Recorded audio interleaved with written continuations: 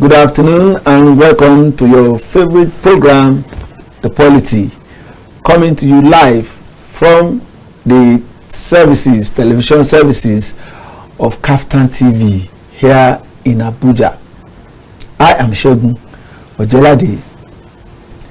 Well, the rains are here and it is coming in torrents. Well, people say it rains cat and dog almost on daily basis in some parts of Nigeria. Do you know that when it's about to rain, some people in this part of this country panic? They live in uncertain times because of past experiences.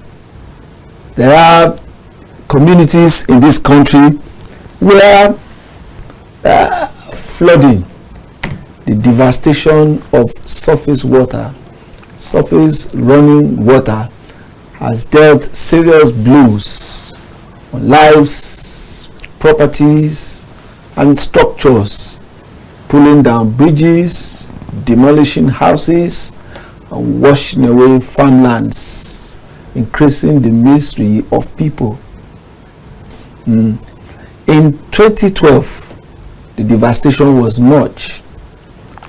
Many communities were flooded and lives were lost and crops equally lost. This year, the Hydrological Services Agency of Nigeria has been issuing repeated warnings that the rains are coming, and the rains have been coming, like we said, in torrents. According to predictions, July and September, 544 communities in 142 local government areas are predicted to be affected by flooding.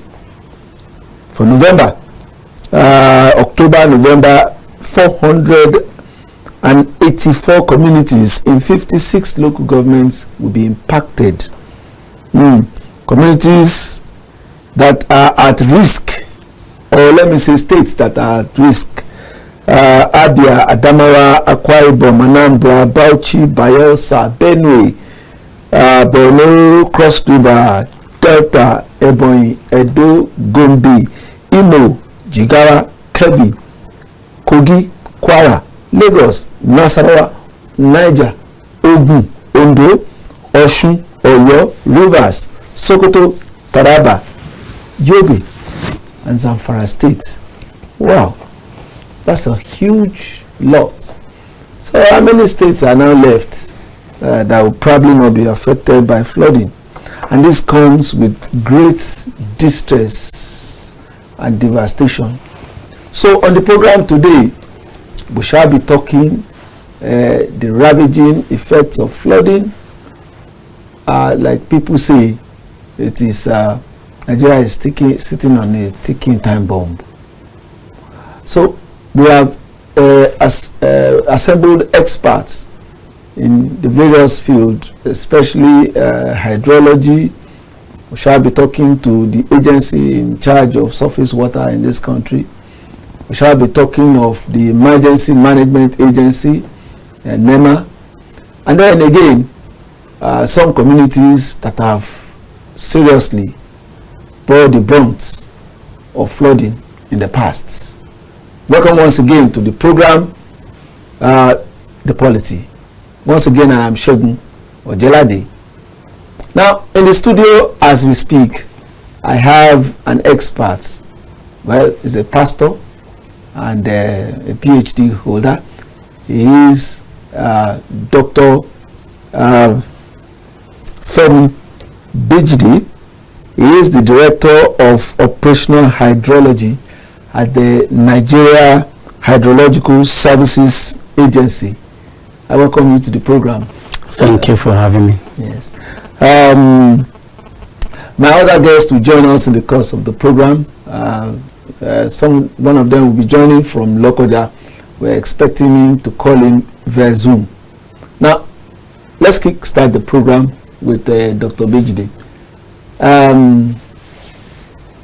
Okay, let's talk about Nigeria surface water first. People say that Nigeria is like a wasteful child. That we have so much water. What some countries are craving for, we have it in abundance, but we lack serious management of it. How huge is the water belly, the Nigeria water resources? How large? How huge? Thank you very much for having me. First of all, I have to let our viewers know about the agency, Nigeria Meteorological Services Agency, NISA, NIHSA. And NISA also, they have to know that, like you rightly said in your prologue, and the devastating effect of 2012, it was as a result of that the federal government created this agency. Oh. So we are created that same year, August 27. We have 15 years. Wow. So NISA is created by an Act of Parliament signed by Mr. President at that time to manage the water resources, both surface water and groundwater of Nigeria, in quantity and in quality. So our assignment is very, very critical. And since that time, we have been issuing what we call annual flood outlook, which every first quarter of the year, that serves as early warning. Our predictions, we have upgraded our predictions. Now is community based from this year, community based. Before it's local government based. This number of local governments, this number of states will be imparted, and our prediction is in highly probable, moderate probable. So, and this year we have gone into impact and community based, even up to world level. We can tell you now that this particular community in this particular world will be impacted. This particular number of this number of bridges or hospitals or schools or markets, the names, everything will tell you today this road, this is what will happen. So that when you are going through that very particular day or week, you have to be very careful and things like that. So we started that from this year, and we hope to improve. Courtesy of our new DG, Malam Umaru Ibrahim Mohammed. Now, having said that, NISA, good, we do our work also summarily. No, let's be systematic with this program. Let's start with my own question. Okay. About Nigeria being a wasteful child.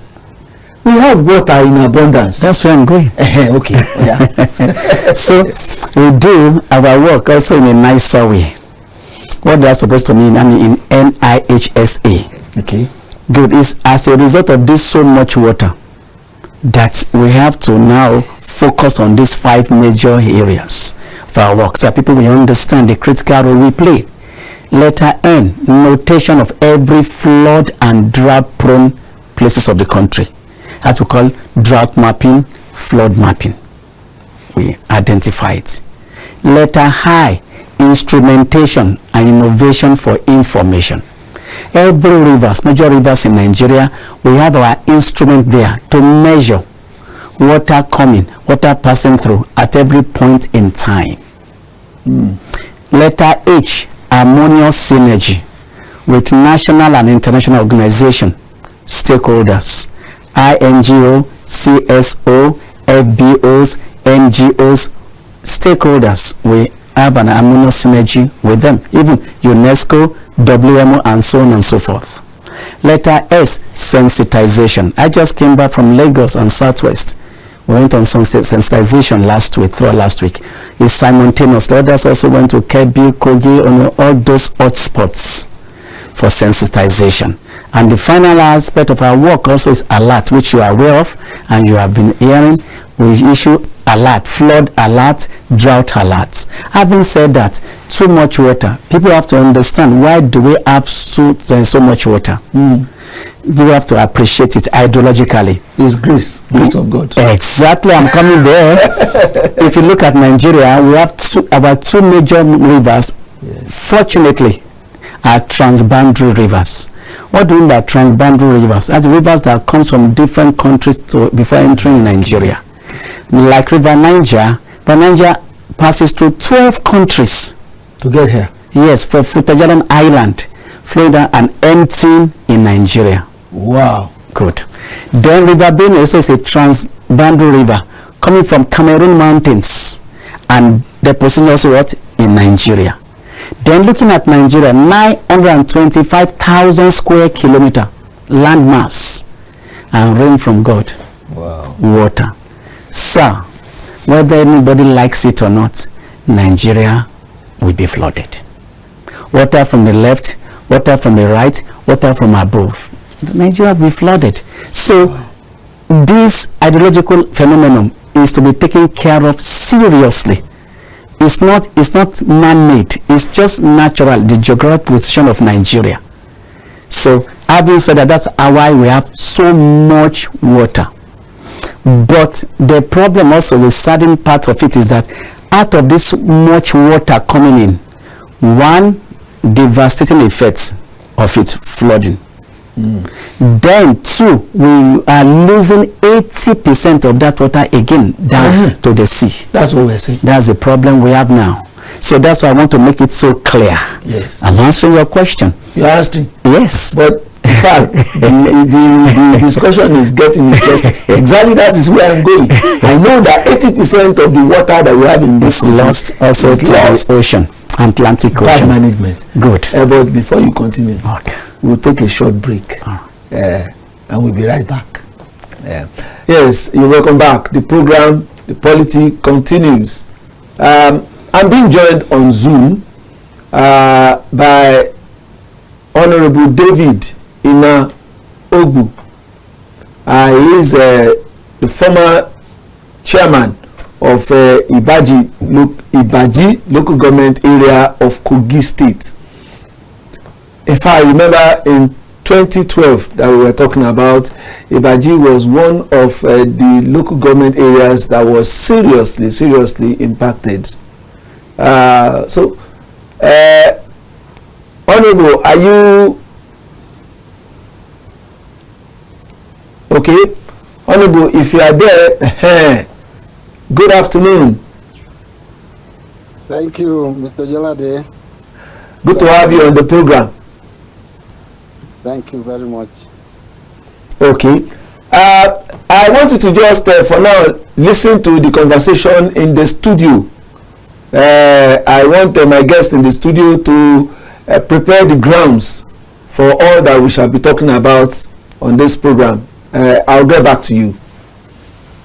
Thank you very much. Now, Dr. Bojide, 80% of the water that comes from above and comes in from other countries onto our shores are wasted.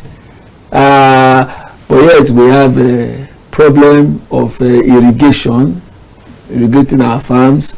We equally have problem with dams, not enough dams, and then we have electricity problem, hydro. Why are we, if I can use the word again, why are we wasteful? Why are we not using it? Instead of using this water, we allow it to pull down our buildings and wash away our farmlands. Yes, well, I will not say we are wasteful, but rather I will look at it as that we are, one, maybe not proactive, and two, not also being slow in taking the right step at the right time. That's where we summarize it. Like I've said, so much water from the River Niger, Transboundary River, from River Benue, and also from above, the rain itself. So Nigeria must be flooded. So what should we do to mitigate the flooding, since it's imminent?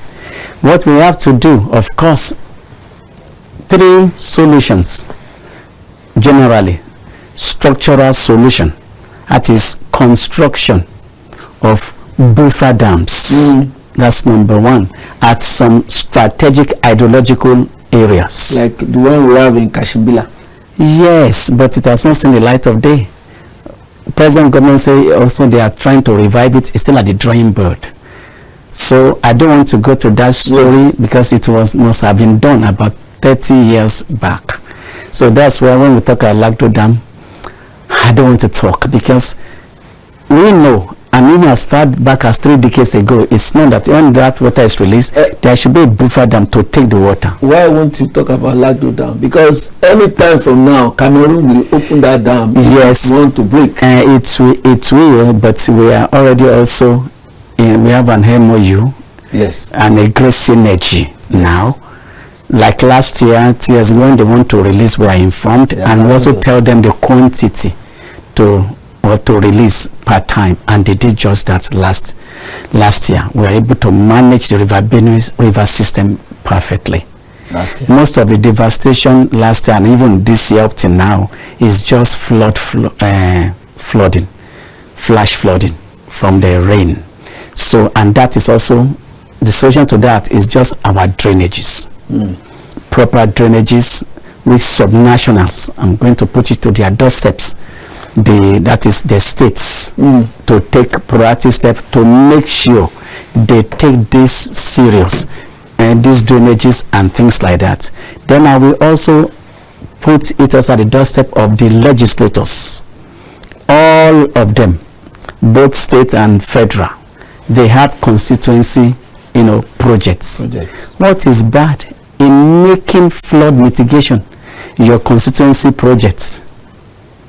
Construction of canals and things. I mean, it's so simple and it's not so much costly, but very effective to help your communities than giving them also all those machines and everything is good, but when flood comes, it would wipe them away. Okay. So it's good to pay attention to flooding. Then I also put it also on the federal government, the presidency. I've said so. Renew the hope agenda, like you said in your prologue. There is no agenda that can renew the hope of people in Nigeria, as far as Nigeria is concerned, than flood mitigation.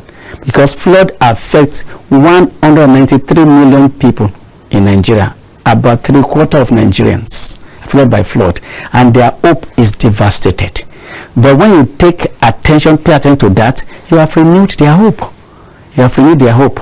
So, construction of buffer dams, drainages, constituency projects on flood mitigation. Then one more thing, dredging.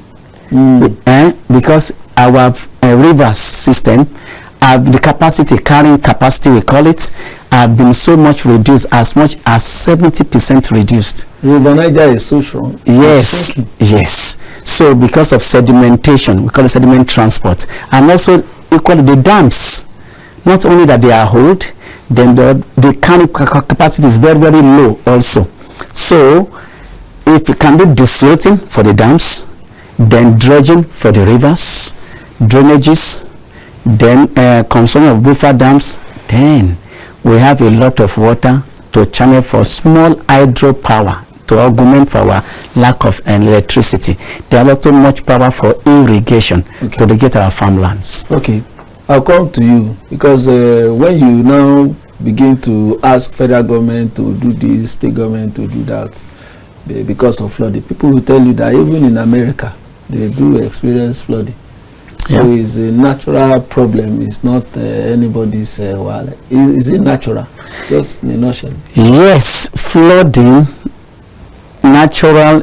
Yes, there's also man-made. Just like what is going on in Gaza, they say man-made famine. There's natural famine, there's man-made. Everything that's also man-made. That means what can be avoided. When you say US, you mentioned Canada, of course, there are flooding also occurring with their own system also well perfected, but yet still, of course, that's the effect of what we now call climate change. Climate change, yes, global warming. Excessive water coming more than predicted or expected. I remember you did not mention that in case of Nigeria, people say that the ocean is rising and then there is much water coming. So we don't have that kind of problem. And we have it. I just said that last week we just came back from Lagos. There is this tidal wave, ocean surge, saline water intrusion. You know, coastal states anyway, not only Lagos, all coastal states, Lagos, Bayelsa, Ondo, to Delta, Ebonyi, all the coastal states. So they have that same problem of saline water intrusion. Okay. So that all the water there, even in boreholes, it's salty because the ocean water have been moving into the inland and things like that. So that's the problem there. Is there also, and the waves also is moving. It's coming even at Bar Beach today. If you go now, Bar Beach of about 20 years ago, where Bar Beach was, it's not where it is, and they have pushed it. And the problem is that coconut trees are gone and things like that. But a time is coming, maybe 20 years. 30 years when it will come back because to its natural state. That is what is happening in Europe and Asia now. Water is receding, Abi? No, receding. Yes, coming back to its normal position again. Okay. They have pushed away for about 30 years now. Okay. So that's why they say Philippines claiming land. You should watch it. Exactly. Okay. Like people in Lekki. They are there, so we told them. Okay. The program is the Polity. We are moving on. My guest in Lokoja, good afternoon once again, Mr. David in Ogu. Now, can you give us the experience from Kogi State on this problem of flooding that we are talking about? More so when you have you are in a confluence, a confluence state, or do we say Lokoja, the confluence town? What makes your own area very, very prone to flooding, and what has been done to ensure that this year is going to be different? I'm going to ask you about Ibaji in 2012 later. Thank you for bringing up the Ibaji matter this year, 13 years after. It's an experience you would like to listen to, but never to be expected again. I'm glad I'm here. Thank you for inviting me on this program. The confluence state has a confluence experience. And if I take my clue from the lead speaker, water from the right, water from the left, water from above, and in our own case, possibly water from beneath has become the issue of the Kogi experience, the confluence state. In the course of its transverse moving through the states and the countries, the Niger brings all its content and empty them in Kogi. The Benue also, this long journey makes a major at the confluence state and confluence town of Lokoja. And at that point in time, you can imagine the surge, the attack, the affront, and what the flood and its consequences can be out here in Kogi State. The Kogi experience, others like you call the coastal state, could be better off because in their case, there is an outlet where the water quickly moves to and can leave their land for them. But Kogi harbors the whole volume of the water and becomes the dispensing point. Kogi becomes the distributing point, and it takes a long time. The retention of the water and this devastating effect is higher, more enduring, and of course, the impact is more devastating on the land and its infrastructure, as the case may be, along the entire state. You will, if I still borrow from the expressions of the lead speaker in this matter, the flood in Kogi is trans-community. Every community, every household is host to flood in Kogi. Because if it does not affect your home, your farmland is gone. If your farmland is not on this road, factories, institutions, hospitals, schools, and all, as the case might be, are the targets and, of course, victims of flooding in Kogi State. However, like it is become, in 2012, it was, before you ask, we could term that as an emergency, but it has now almost become a natural phenomenon due to climate change over the years. And of course, every Nigerian, every citizen that has the responsibility to address the issue of flooding should, as a matter of fact, be prepared all the time. It is no longer a situation of just an emergency response circumstance. It is a situation of preparedness to address this natural issue. The rains must come, the flood must come, and they have to come. Any moment, as soon as the years turn around, the fear of flooding is the beginning of wisdom to the people of Kogi. The management of the emergency agencies in the state have all the time made it a daily routine to begin sensitization for people along the coastal lines, the flood-prone areas, to move early enough to avoid loss of life and other imminent danger that accompanies flooding. Okay. The Kogi State government, I'm bold to say, does not take flooding matters and its attendant consequences for granted. Okay. This is the situation. Honorable, let me allow you to take some rest. Let me allow you to sip some water. I'll come back to you in a short while. Thank you. Okay. Now, we will need to take a short break. We'll be right back. The Polity on Kaftan TV. Today, we're taking a look at flood predictions and how we can mitigate it through collective efforts. My guests are in the house. In fact, I'm being joined by another guest. He is an official of NEMA, National Emergency Management Agency. He is Mr. Zakari Abubakar. He is the head of the Abuja Operational Office of NEMA. I welcome you to the program. Thank you very much, Shegun. Yeah.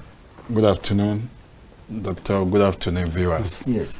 And my guest, Honorable David Ogu, is still in Lokoja, joining us on the program. Let me quickly ask you, what happened in 2012? We remember that the whole place was flooded, and government made arrangements that time,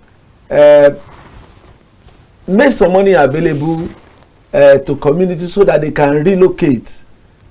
We didn't hear anything about it.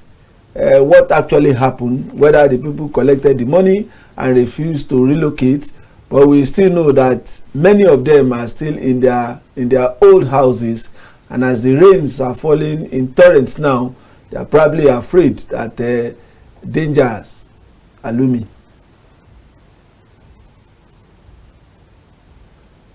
Thank you. 2012 was an emergency. Government made contingency plans to address in ad hoc manner what I'll call a ragtag arrangement to address issues as the case may. It was a staccato. And so to say, there was no planned effective means of addressing flooding as at 2012. What you mentioned as government making money available was not money for long-term housing or shelter provision in the state. In fact, the federal government proposals never saw the light of day in Kogi. There are no structures, no funding facilities to provide shelter for any community whatsoever in Kogi. I was live on the ground in the Ibaji community, a chairman of that community. We had visitors, we had teams who came to do surveys and seeking to address the proposal to relocate people, create rescue sites, makeshift environments, so to say, for people to go. We had looked at lands where people can get up to. As soon as this flood receded, every other pipeline towards settlement and location went with it. It was as flash as the flood itself. It came with the incidence of the flood. And as soon as flood went, the people in those communities, beginning from Lokoja through the whole length of it, and terminating at the epicenter of flood in Nigeria, which is the Ibadan local government, because all the waters from the Niger and Benue and surrounding rivers from Anambra and all the waters enter into Ibadan, 93% of the land in Ibadan local government was completely underwater. The whole community in that local government had to relocate to neighboring local government and states, in either local government, in Edo and Delta states, and some part of Enugu and Anambra state. That is it. That was what happened. Funds, so to say, like the Dangote fund that came, were relief funds to provide food, small food and shelter, relief materials for medication and settlement, and some part of it to renovate schools and hospitals that were devastated by the flood waters. I knew of some schools that were renovated from the funds from the government at that point in time. I can only say that in Kogi State, the Kogi State government at that point in time attempted and provided some houses they called the Wada Flood Housing Estate in Lokoja, which of course was. Okay, sorry, we lost you there. We will come back to you when the signals are better. Now, Dr. Bijde, how accurate are your predictions, or have they been since the beginning of this year? I know you have predictions for January, you have for February, like that. This is July. September. Oh. What are the predictions? Don't forget to say as unreliable as the weatherman in UK. How reliable are your predictions? Yeah, thank you for our guest joining, also the co-guest, Mr. Waziri from NEMA. I told you at the initial that letter H is harmonious synergy. One of our stakeholders, main stakeholder, is NIMET, Nigeria Meteorological Agency, and NEMA, National Emergency Management Authority. And we make sure that we take the rainfall prediction from NIMET. We have the models and the technical capacity to be able to model these things and work it out for 40 years predictions and look at it and different models that is available in the world for flood prediction to be able to come out with our prediction. And it is of international standard, and it has been rated as 77% accurate. And when we give this out at the first quarter of the year, like I said, NEMA is there. They are the first people that takes it religiously. We have been working perfectly together to start their own preparedness. So that's why I call that document as early warning. Say to be forewarned, it will be forearmed. Yes. To everybody, to the local chief, to the youth leader, market women, to the youth, to the chairman, local government chairman, the governors. It's distributed nationwide, even to universities and things like that, to go through. And I've said that it is even much more easier from this year because it's impact-based. Before, NEMA tried this local government, but we are in this local government. They have been passing through all those challenges over time, trying to surmount it. Yes. Which community? Which yes. town? So they don't know exactly, but they know this local governments. So they go on local government based, sensitization campaign and things like that. Good. But now we have gone further now to make it ward-based, community-based, that they can, the little resources they have, they can deploy it efficiently and things like that. Yes. So these are the synergy. Everybody has their part to play in this mitigation of flooding. And what happens last year and Mokwa and this year also, like I said, is flash flooding, excessive rainfall. And it would have been a problem if there had been that culture of proper drainages and things are not traditionally building in flood plains, which we have marked out and have told people these are flood plain. But if you don't listen and still remain there, so I think if flood comes and affects you, I don't know what the government have to say. Okay. Yes. There is a proverb in Yoruba. It says the war that has been announced should not kill the leper. Ogun agbotele kì í parọ́. Ogun asọtẹ́lẹ̀ kì í parọ́. We've been singing it to everybody's ears that flood is coming, and it's even coming in your town, in your area. Move. Is it because people are not reached in terms of your message, the message of NEMA, the message of all the government apparatus are not reaching them, or that maybe there is nowhere for them to go? NEMA. Thank you very much for this beautiful question. Once again, thank you for having me this afternoon. To answer your question correctly, the message is getting to them. Thank God for NIMET, a very strong collaboration with NIMET and NISA. As soon as the annual signal climate prediction is received, the National Hydrological Services Agency, which I have my colleague here, Dr. Brigide, analyze the prediction and come out with the annual flood outlook, AFO. Based on the annual flood outlook, like you said, we already have information, not just the states that will be affected, not just the local government, but the community that will be flooded. And they didn't just stop there. They categorized these communities into high flood risk areas, moderate flood risk areas, and the low flood risk areas. Wow. We know those areas, those communities that will be highly impacted by the flooding. And as soon as that message... And it's been accurate. Yeah, very, like you said, more than 77% of the prediction have actually worked positively.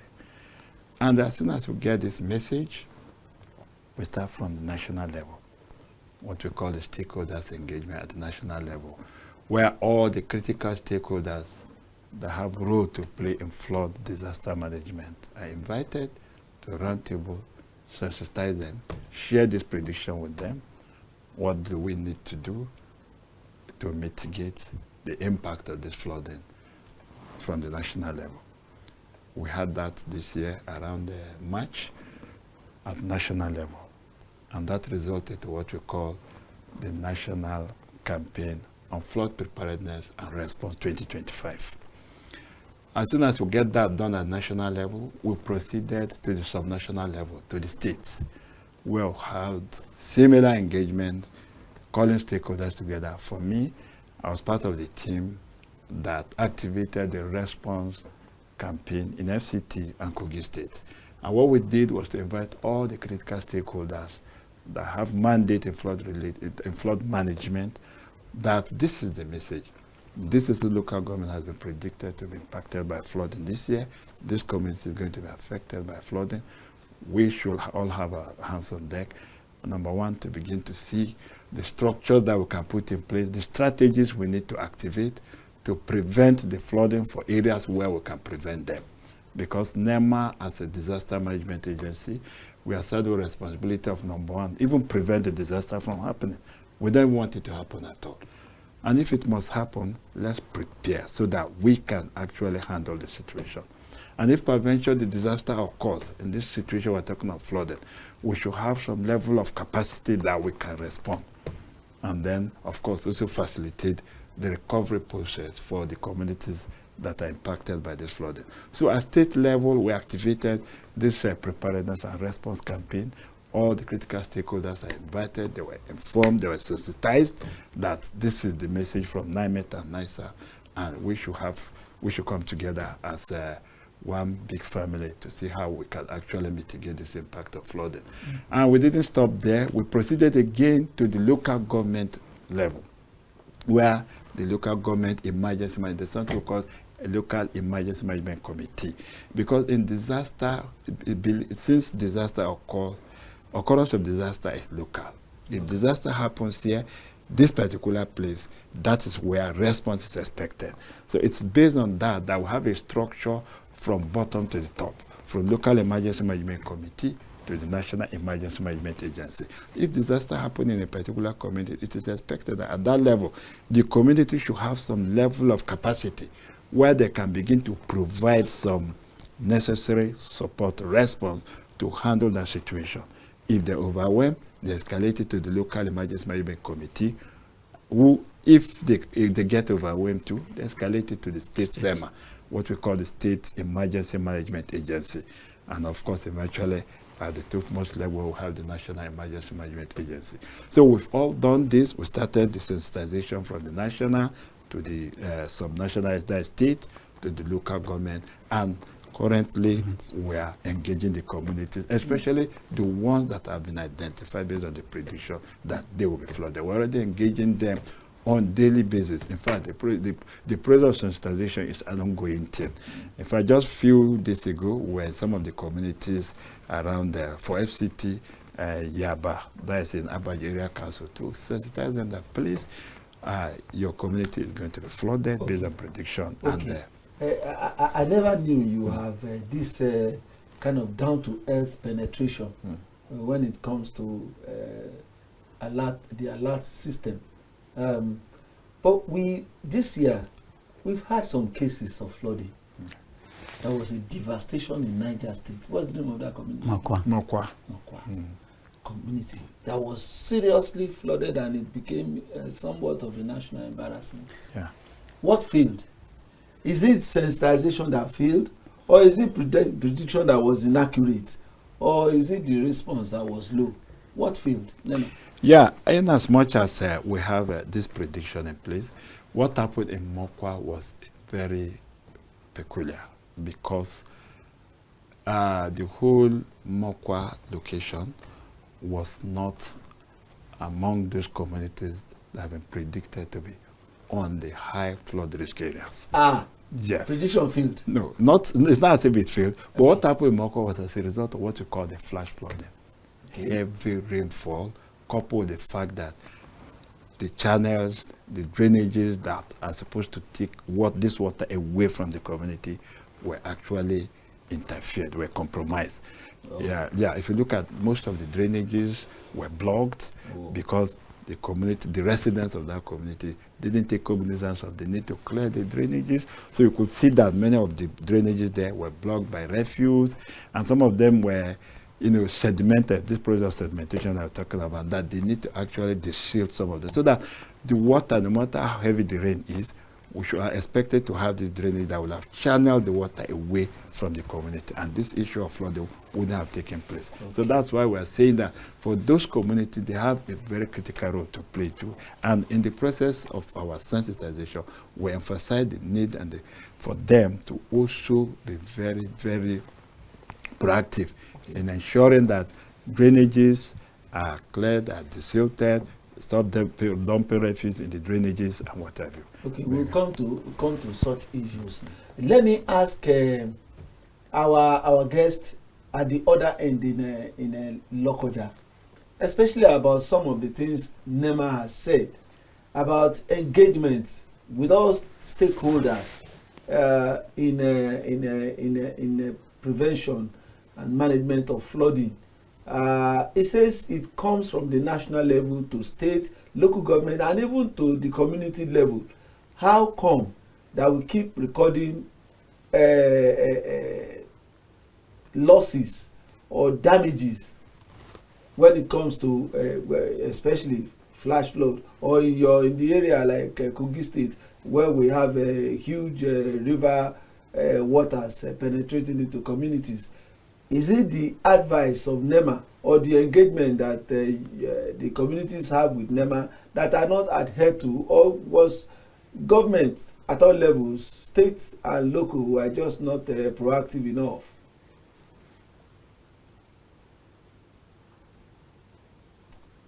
Honorable.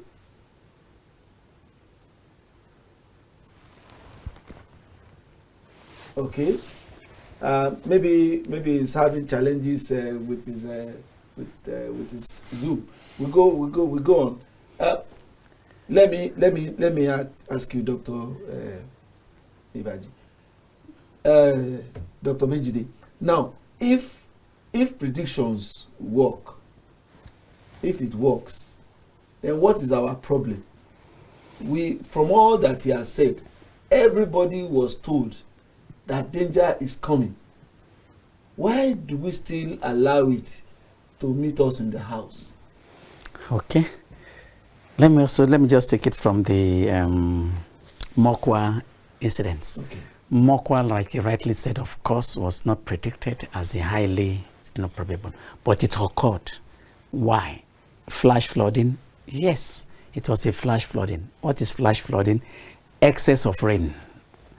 But with that, will it have caused that much devastation? It shouldn't have. But I'm telling you today again, if we have such a amount of rainfall within the next 2-3 days, again, it will be flooded. Why? Because what causes that flood of Mokwa is because of the embankments. The railway embankments, the railway they built that passes through Mokwa, the embankments does not allow the water to flow how it flows naturally before that time. Is what causes. So, because when we have this discussion with the, what do you call it, at the House of Rep Committee on Water Resources, and everybody was there, and the hacks and all, even locals, the chief, everybody, they came, they were invited. We have to give them our own reports, because we went there also as an agency, and that they all agree that that is it. Because that area has not been flooded for years, of course. And it has not been flooded because such amount of rain has not fallen. The railway has been built, the embankment is there. But because amount of water was not much. But now we have much rain. There is no way, because the embankment for the railway has blocked the channel where the water should have naturally flow and even water there. Because many people, one of them have already farming there at that plain and also build houses over time. So, but when this much water comes now, the embankment will not allow the water to go. Impound it like a dam. So it overflow. If it is still there, yeah, and rain is still falling, yeah, it means that it will be flooded again. And that's what I'm saying. It will be. What should be done? Yes, that's why as an agency, our DG, Umaru Ibrahim Mohammed, we have now written to 3 critical government agencies. 1, Nigeria Railway Corporation. We have written to them now for partnership. Now, housing, because house collapse, and we also written to them, and also works, which we didn't do before, because we have seen that now inciting now your railway now, you need an hydrological, data and information to be able to also give our input and guide. All is in national interest. So we are already collaborating. Then some railway that needed to be shifted a little bit now, everything is on drawing board now, rearrangement and things like that. Even siting of masts, siting of all these power stations also. Flood is, that's something about Shell. Shell have been in collaboration with us for almost 10 years. Because, petroleum. Yes, at Port Harcourt, River State. Yes. Because about 6 years ago, some of their stations submerged and heavy loss. So all this hydrological data is needed, is critical, is needed. You get your permit, you want to construct road, you didn't get hydrological data. You just go there. Of course, you didn't know the groundwater. That place, the groundwater is much. The ground cannot take much more water. So when we have rain, it cannot penetrate, it cannot sink. So it has to be flooded, and when it's weakened, you see the bridge collapsed. So that's what is causing all these things. And when a bridge, so there's some bridge there, some road critical, when it got the damage, it takes about 6 months, 1 year before it be, no, so activities is impacted and things like that. So what can be done is what I've said. Not that they are not listening. If you watch from about 5 years till date, the effect of flooding has been reducing actually. But it's just because of that of last year, Borono, and now Mokwa, that makes it look as if, Yes. you know, maybe NEMA, NISA, all this, and NIMET are not working, you know. But it has been reducing actually drastically. But because of this flash flood, which is also better for us to open our eyes so that we'll be able to know what to do. The one of Lao Dam have also made us to know that these dams, pay attention to our dams.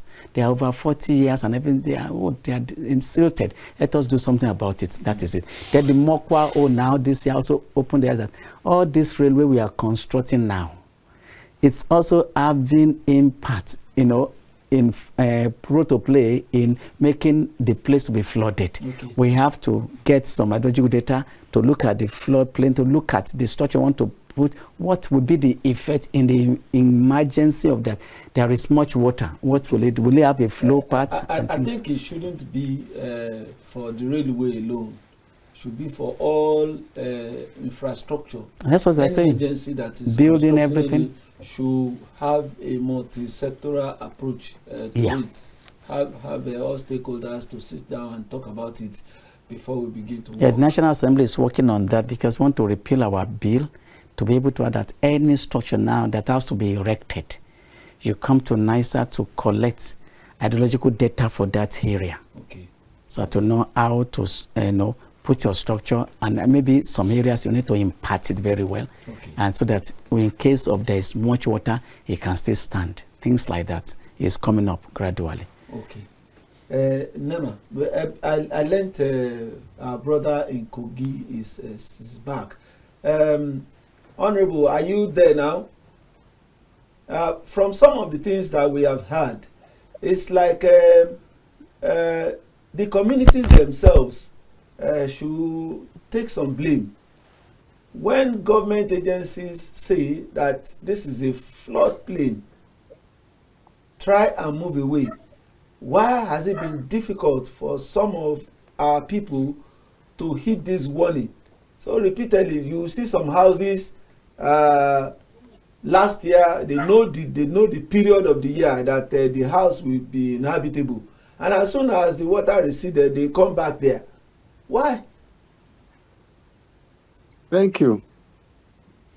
Can you hear me?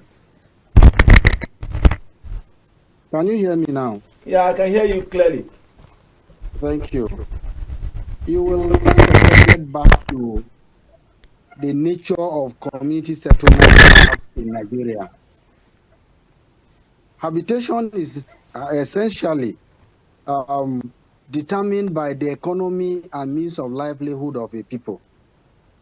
For riverine communities, you will know that life is aquatic life, and of course, fishery and water-related economy. And to ask such a person to move away is like asking him to stop eating. It's not as if what NIMET predictions and all the sensitization and information dissemination does not get to the root.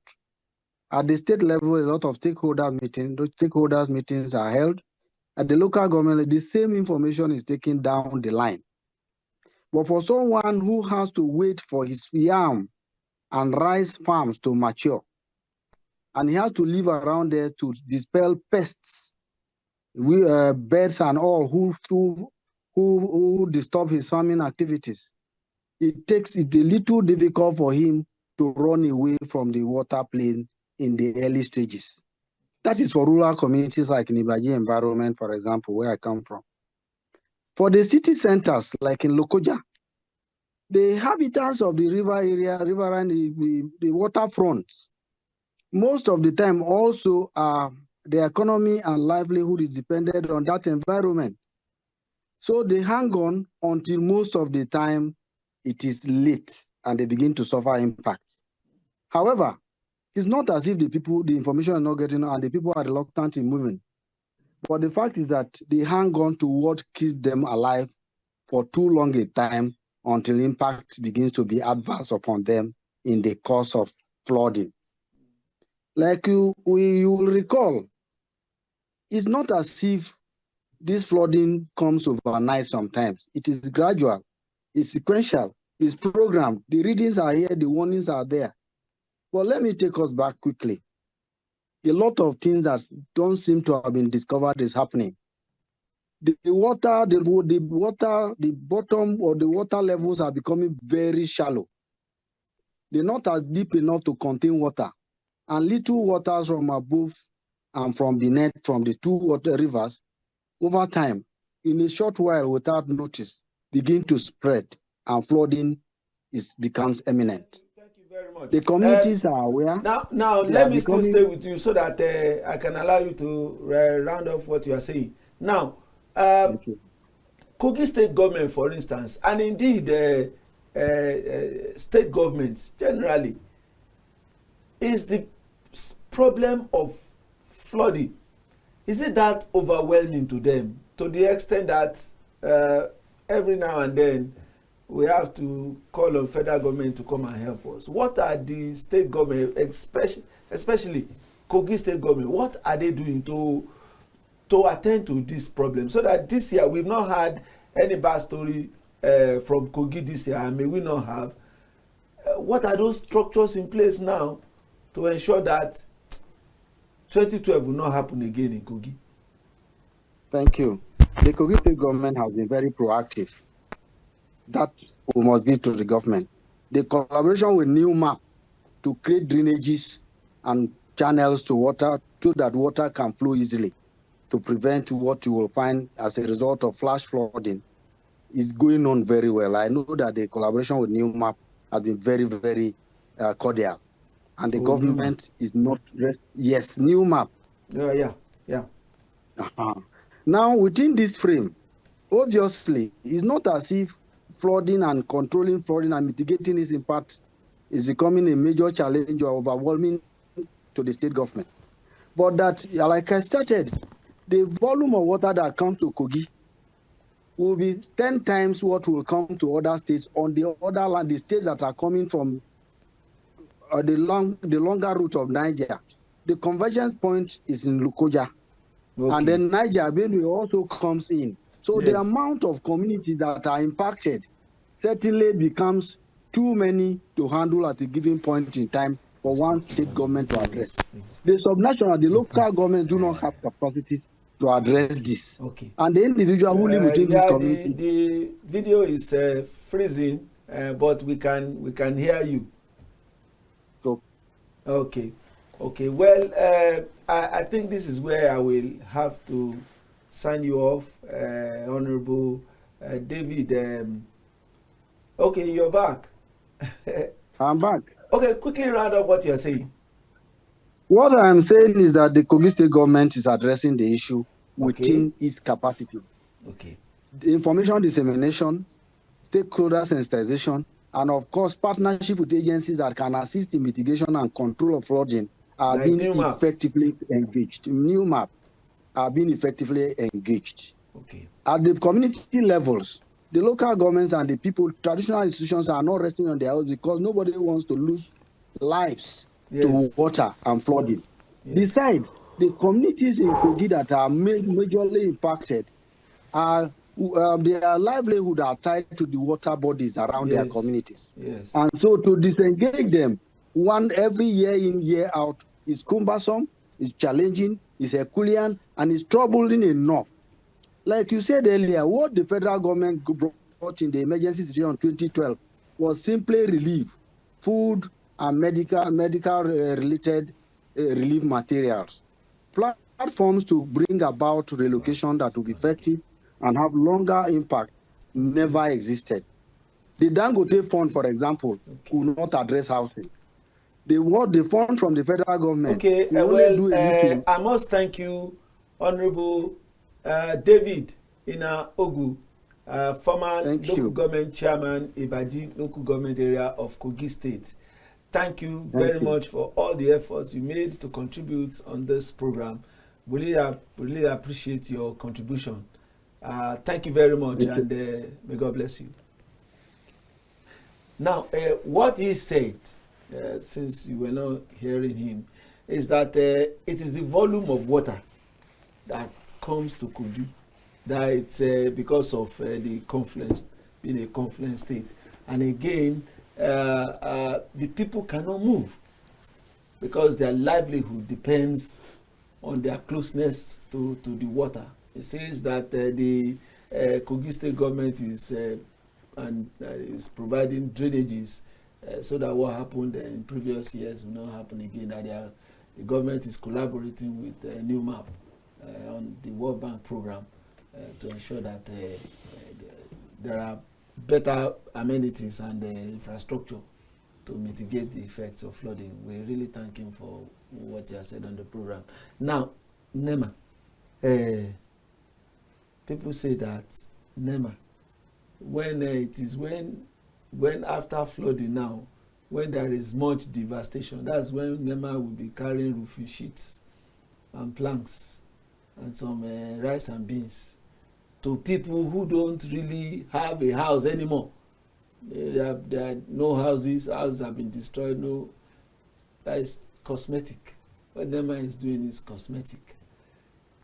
Will you how will you react? Mr. Shegun, remember I just told you that NEMA is a very proactive agency. Number one, I told you, we try to even prevent the flooding from occurring. We do everything, we develop every strategy necessary to ensure that the flooding does not take place. This includes sensitization up to the community level, where we educate and encourage residents of those communities on better ways of dumping their refuse. They need to clean their drainages, to channel water back into the streams and the rivers. So, number one, we try to prevent. Two, we build the capacity of stakeholders, of communities, vulnerable communities, to ensure that if this flooding takes place at that level, if this flooding occurs, they should have some minimal capacity to be able to respond. So we don't just wait until it happens before we go into. I just told you that as we speak, the sensitization is ongoing. We are moving from state to local government to community level, advocating to people that so community is going to be flooded. We're encouraging them to move. In fact, like in Kogi, I'm happy you just talked to former chairman from Kogi. Yes. I was in Kogi last week, where we have a team. In fact, in Kogi State now, there's emergency operation center where we'll have all the critical stakeholders on flood disaster management. Bring them together. NEMA presides over the meeting in that emergency operation center. And what we're doing is to sensitize residents, stakeholders, that so community will be flooded. And we're also encouraging them to move to safer, higher grounds. Specifically, it's obvious that many of them are not listening to your call to move. No, like where I had the opportunity of also engaging the executive governor, His Excellency Alhaji Man of the day, to tell him specifically on the situation, the preparedness status of the state, and the implication of people not moving. There was a particular community we visited as a team, that is with other critical stakeholders at Kolo. We met with the traditional leaders, some of these political councillors, ward leaders, and the rest. I will tell them, the state government told us that they have identified about 42 temporary shelters. Okay. Yeah, where these people will be accommodated. And we're encouraging them that, okay, now that we have about 42 shelters spread across the 21 local governments in the state, what is stopping you guys from moving? You understand? Because initially, at the point when we started this sensitization, some of them were like, where are we going to move to? But the state government has provided temporary shelter for them to move in. In fact, as I speak with you, those shelters have been made more habitable in terms of amenities, like provision of light, provision of water, so that these ones are no longer challenged. All you need to do is to start moving to those temporary shelter. In addition to that, the state government, in collaboration with NEMA and other stakeholders too, we are already monitoring the there's something they call hydrological scale that is mounted in a particular river. They call that river, River Meme. I know it. I was there. It's a scale. Okay, yeah, it's a scale. As at last week, it was around 7.53. But based on our, because we have a platform, stakeholder platform, where everybody that has something to do with flood management is on that platform. So we're on the same field, on the same level of information. As at yesterday, it's on 7.63.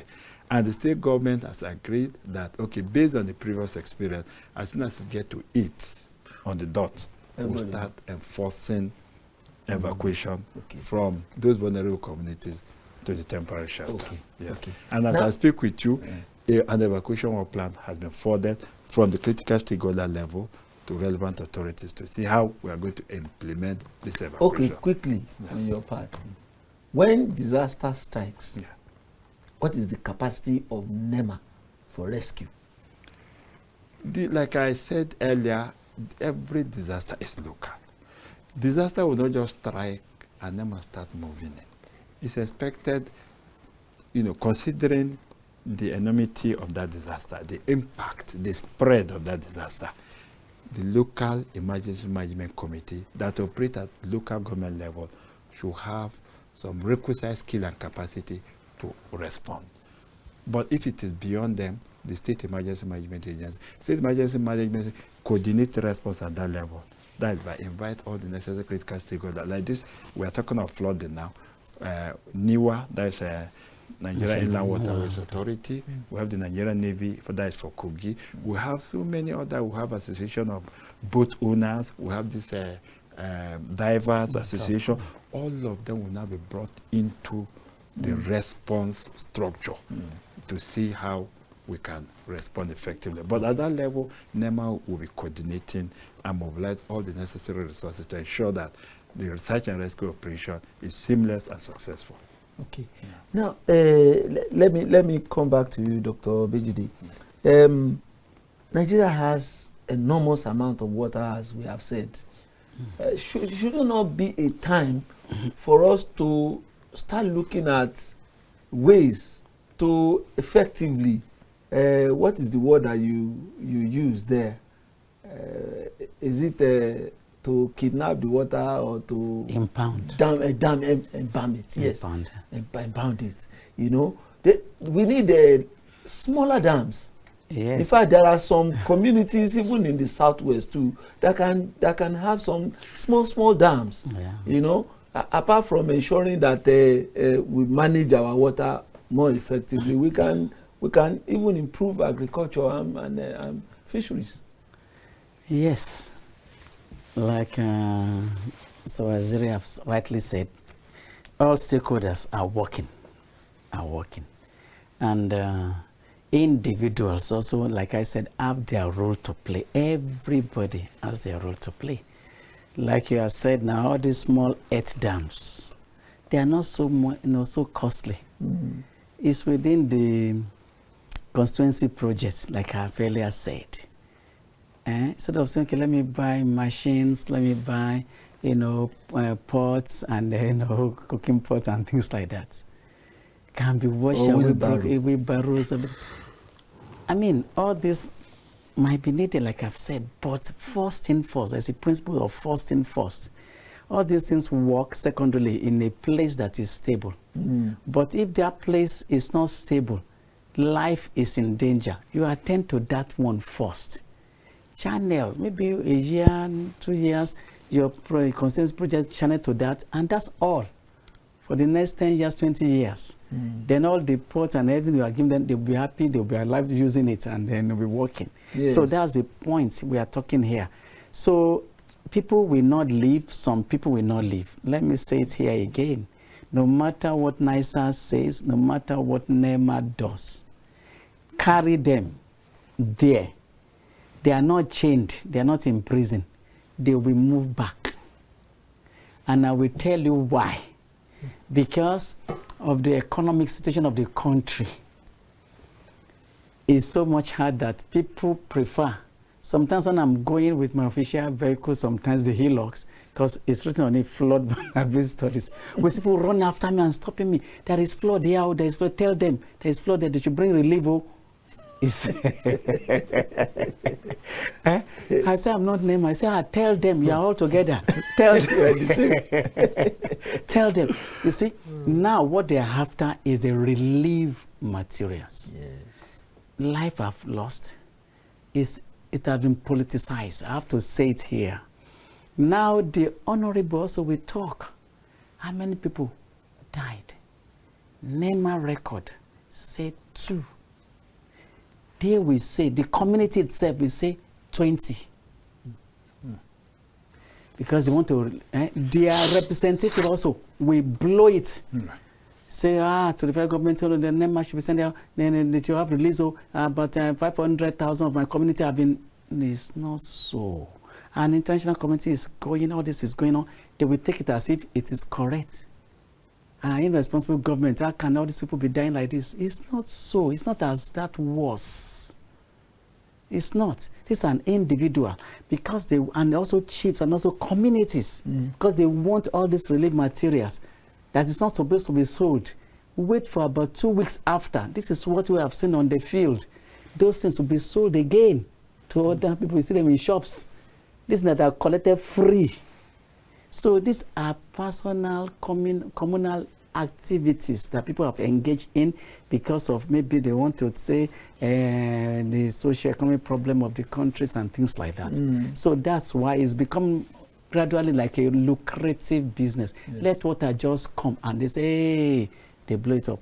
But we are not ruling out the fact that still some places are not impacted. Yes. They are. Yes. Yes. But necessary precautions should be taken by individual. Government, local government will not come and clear the drainages in front of your house. Yes. Yes.